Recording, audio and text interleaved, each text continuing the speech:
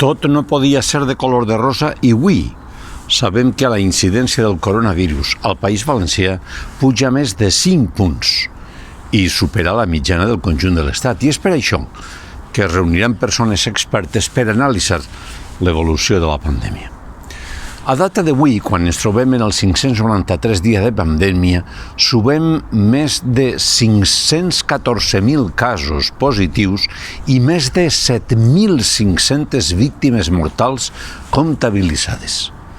Però a més s'ha de dir que en el camp de l'economia productiva augmenten els sectors valencians que pateixen la crisi mundial de desabastiment de matèries primeres, sobretot d'aquelles que provenen de la Xina. Ens trobem a les portes d'un col·lapse que està anunciant-se i això que no vull pecar d'alarmisme, però la deslocalització porta a aquestes coses.